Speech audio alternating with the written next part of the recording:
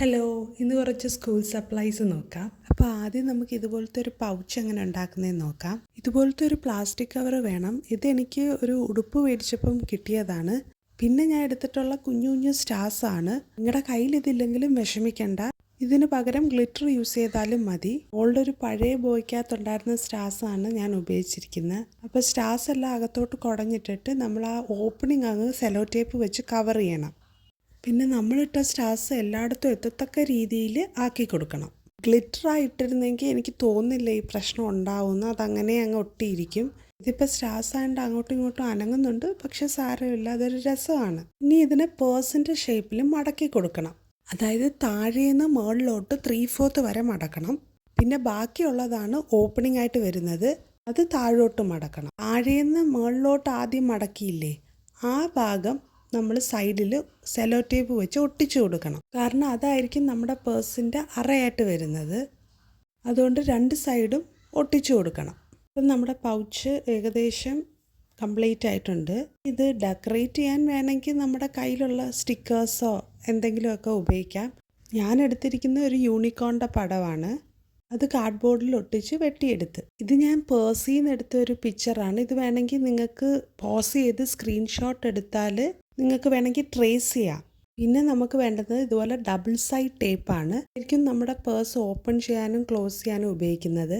ഇതിപ്പോൾ ട്രാൻസ്പാരൻ്റ് ആയതുകൊണ്ട് ആ ഡബിൾ സൈഡ് ടേപ്പ് കാണാൻ പറ്റുന്നുണ്ട്. സോ അത് മറയ്ക്കാനാണ് നമ്മൾ നേരത്തെ യൂണിക്കോൺ വരച്ചത്. ഞാൻ ഈ യൂണിക്കോണിനെ ഒട്ടിച്ചത് ഒരു ട്രാൻസ്പാരൻറ്റ് ഡബിൾ സൈഡ് ടേപ്പ് വെച്ചിട്ടാണ്. നിങ്ങളുടെ കയ്യിൽ ഇല്ലെങ്കിൽ സെല്ലോ ടേപ്പ് ഇതുപോലെ മടക്കി കൊടുത്താലും മതി. നമുക്ക് ട്രാൻസ്പാരൻറ്റ് ഡബിൾ സൈഡ് ടേപ്പ് ആകും. എല്ലാവർക്കും അറിയായിരിക്കും, പക്ഷെ അറിയാത്തവർക്ക് വേണ്ടി പറഞ്ഞതാണേ. അപ്പം നമ്മുടെ ട്രാൻസ്പാരൻറ്റ് പൗച്ച് ഇവിടെ റെഡി ആയിട്ടുണ്ട്. നിങ്ങൾക്ക് യൂണിക്കോൺ ഇഷ്ടമല്ലെങ്കിൽ നിങ്ങൾക്ക് ഇഷ്ടമുള്ള ഒരു പിക്ചർ അവിടെ വരച്ചാൽ മതി. പണ്ട് ഞാൻ ചെറുപ്പമായിരുന്നപ്പം എനിക്ക് ഭയങ്കര ഇഷ്ടമായിരുന്നു ഇതുപോലത്തെ ട്രാൻസ്പാരൻറ്റ് പൗച്ചുകൾ. പക്ഷെ ഇതുവരെ വാങ്ങാൻ പറ്റിയിട്ടില്ല. അന്ന് ഇതുപോലെ പൗച്ചുകൾ ഉണ്ടാക്കാനും അറിയില്ലായിരുന്നു. ഉണ്ടാക്കാൻ പഠിച്ചപ്പോഴേക്കും പഠിത്തമെല്ലാം തീർന്നു. എന്തായാലും നിങ്ങളിത് ട്രൈ ചെയ്ത് നോക്കണം, നിങ്ങൾക്ക് ഉറപ്പായിട്ടും ഇഷ്ടപ്പെടും. അടുത്ത് നമുക്ക് എളുപ്പത്തിലൊരു ബുക്ക് മാർക്ക് നോക്കാം. പേപ്പർ പിന്നും പോംപോമും മാത്രം മതി. പോംപോം ഇതുപോലെ പേപ്പർ പിന്നിൽ ഒട്ടിച്ചു കൊടുത്താൽ മതി. അതല്ല, ഇത് പെട്ടെന്ന് ഇളകി പോകുന്ന സംശയം ഉണ്ടെങ്കിൽ ഒരു നൂല് വെച്ച് ജസ്റ്റ് തയ്ച്ചാൽ മതി. തയ്ക്കാൻ പേപ്പർ ക്ലിപ്പിൻ്റെ അതേ കളർ നൂലെടുത്താൽ മതി. എൻ്റെ കയ്യിലിപ്പോൾ അതില്ലാഞ്ഞുകൊണ്ടാണ് വൈറ്റ് യൂസ് ചെയ്തത്. കണ്ടോ എത്ര എളുപ്പത്തിലാണ് നമ്മളിപ്പോൾ ഒരു ബുക്ക് മാർക്ക് ഉണ്ടാക്കിയെന്ന്. അടുത്ത് നമ്മൾ ചെയ്യാൻ പോകുന്ന ഒരു കുഞ്ഞു ബുക്കാണ്.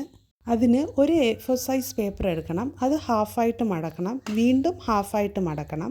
ഓപ്പൺ ചെയ്യുമ്പം ഇതുപോലെ 4 മടക്ക് വീഴും. ആ മടക്കിലെല്ലാം വെട്ടിക്കൊടുക്കണം. അങ്ങനെ നമുക്കിപ്പോൾ 4 പീസ് പേപ്പർ കിട്ടും. അതിലൊരു പീസ് എടുത്ത് നടുക്ക് വെച്ച് മടക്കണം. വീണ്ടും 2 പ്രാവശ്യം നടുക്കോട്ട് മടക്കണം. അതായിരിക്കും നമ്മുടെ ബുക്കിൻ്റെ സൈസ്.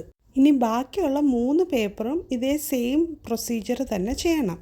ഇനി മടക്കിയതെല്ലാം ഓപ്പൺ ചെയ്തിട്ട് അറ്റമെല്ലാം ജോയിൻ ചെയ്ത് കൊടുക്കണം. അപ്പോൾ ഒരു ലോങ് സ്ട്രിപ്പ് ഓഫ് പേപ്പർ നമുക്ക് കിട്ടും. എന്നിട്ടത് മടക്കി മടക്കി കൊടുക്കണം. എന്നിട്ട് നേരത്തെ കിട്ടിയ മടക്കിലൂടെ വീണ്ടും മടക്കി കൊടുക്കണം. ഒരു 6 പൊസിഷനിലാണ് മടക്കേണ്ടത്. വീഡിയോ നോക്കി ചെയ്യുന്നതായിരിക്കും ബെറ്റർ.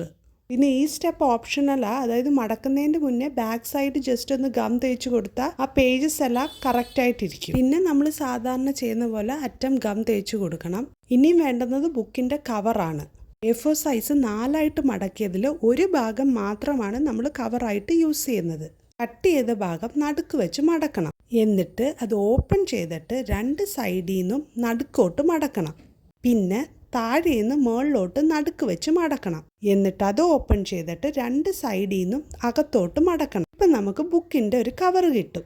ഇനി നമ്മൾ നേരത്തെ ഉണ്ടാക്കിയ ബുക്ക് ഈ കവറിൻ്റെ ഗ്യാപ്പിലോട്ട് കയറ്റി കൊടുക്കണം. ഇനി ബാക്ക് സൈഡ് കവറിൽ ആദ്യം തന്നെ നമ്മളൊരു റബ്ബർ ബാൻഡ് ഇട്ട് കൊടുക്കണം.